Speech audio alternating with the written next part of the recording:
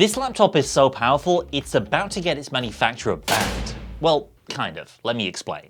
This is the Huawei MateBook X Pro for 2024, and there are a few things you need to know about it. Firstly, this thing, absurdly light. It weighs under a kilo, to the point where it almost seems insubstantial in the hand, especially considering the level of hardware muscle contained within. And that's the other thing. Despite its lightweight and svelte appearance, this is a beast. It runs a Core Ultra 9 processor with 32GB of RAM and a 2TB SSD. But this computer might also have thrown the future of Huawei's PC business into doubt, as it's the latest product to trigger fresh US sanctions which, due to AI-related concerns, look to prevent Huawei from using any Intel or Qualcomm chips in future.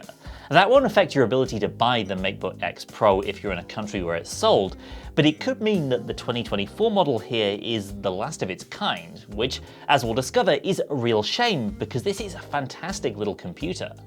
Firstly, from the outside, if you're expecting another slab of aluminium here, you'll come away surprised.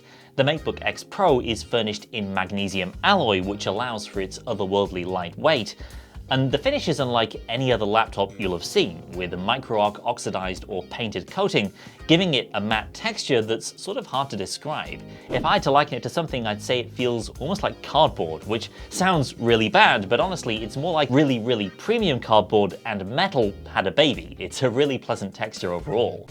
Numbers-wise, for this 14.2-inch notebook, you're looking at a weight of 980 grams, which is just ludicrous. It's less than both current flavors of MacBook Air, and even the 13-inch M4 iPad Pro with Magic Keyboard. As someone who used to travel a lot and still occasionally does, the insane portability this enables is one of my favorite things about this machine. It's also remarkably slim at 13.5mm, just a hair thicker than the 13-inch Air, though with a tapered design that's pretty good at hiding the small amount of heft that is there. With the exception of LG's notoriously lightweight Gram series, this makes other laptops feel pretty chunky. The MateBook X Pro is most unique though in that it combines that lightweight and slim profile with such impressive power. The Core Ultra 9 185H is the top spec chip in Intel's latest lineup, and Huawei is quite bold in its expectation that this machine can perform full content creative video editing duties thanks to that chip, its own optimization, and an upgraded shark fin cooling system. We'll get to whether it actually lives up to that performance promise a little later.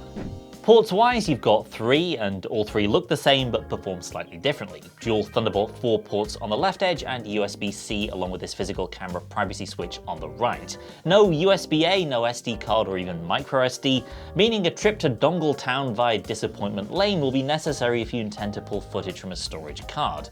Not a huge deal, I've used plenty of computers over the years that lack these nice-to-have extras, but worth mentioning all the same. Being a mid-sized laptop, there's a reasonably spacious keyboard here too, with pleasant feeling backlit keys and a trackpad that's not enormous but never felt cramped to me. Another neat feature of this trackpad is the loadout of gestures that are supported, from a knuckle tap to take a quick screenshot, to various scrolling gestures along the edges to adjust brightness and volume, and even scroll through your tabs. And biometrically speaking, you've got Windows Hello support through both the front-facing camera array and fingerprint built into the power button. You can use either or both, and like I said, the camera also has a physical shutoff switch on the right edge of the base. Huawei has fitted the MateBook X Pro with a phenomenal display, a 120Hz OLED panel at 14.2 inches that's just about big enough to edit video or view a large monstrous spreadsheet, but not unnecessarily huge like a lot of 15 or 16 inches. It's also a 3x2 panel which scores bonus points for productivity for me personally, but obviously means you'll be looking at black bars in most movies and some games. Peak brightness is rated 1000 nits for HDR mode or 600 for the full display, which is impressive but not quite MacBook Pro level. It is of course touch enabled, but this isn't a convertible in any way, so you'll be using it on your lap or a desk just as nature intended.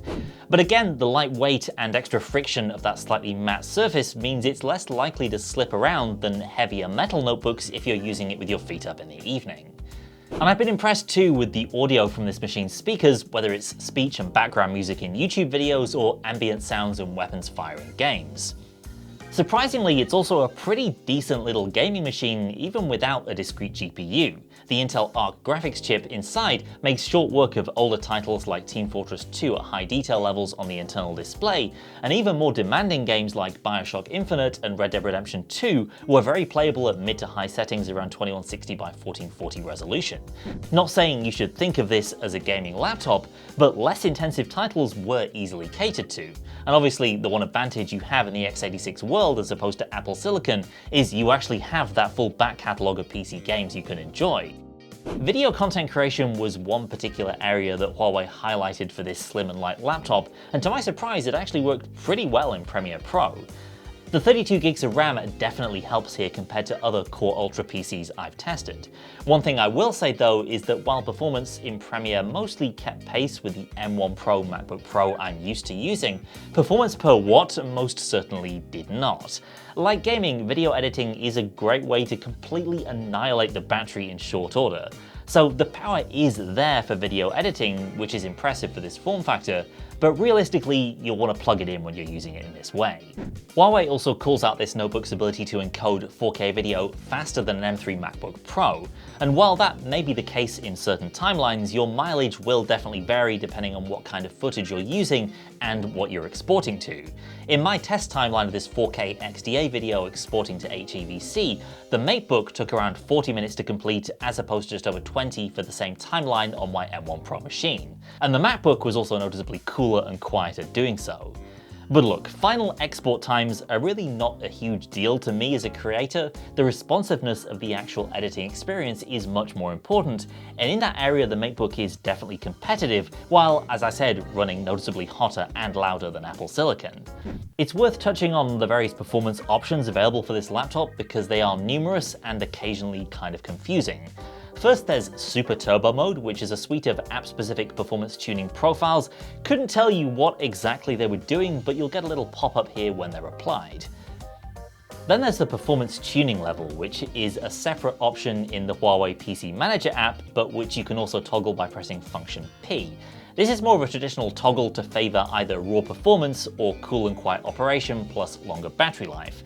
However, this doesn't auto-toggle when you go from battery to AC power, and confusingly it's also separate from the Windows OS power level profile for whatever that's worth. To me, it just seems a bit unnecessarily complex. All of that might make you a little concerned about battery life, but mostly you don't need to be. Granted, if you're doing heavy video editing or gaming, yeah, you can kill it off in a couple of hours. Again, that's where Apple Silicon still rules supreme. But for everyday productivity tasks, quick video calls, and even light Photoshop work, a full day of around 10 hours off charger is definitely doable, which is in line with other Core Ultras we've tested. So overall, what you have here is a supremely portable powerhouse of a machine. No other PC I've used packs this level of performance into something so lightweight. A computer you can more comfortably hold in one hand than many tablets. If we're talking MacBook Pro comparisons here, then Apple still wins on performance per watt, which is a difference you'll see if you're doing video content creation while on the go. Regardless, something that did surprise me about this machine was its gaming prowess, considering it's very much not a gaming laptop, a testament to the power of that Core Ultra 9 chip and Huawei's cooling and performance optimizations. That's one of the many reasons Apple's ecosystem isn't necessarily the best fit for everyone, and if you're shopping for a comparable MacBook around the MateBook's £2,000 price point, you're either looking at a bare-bones base model Pro or a spec'd out Air.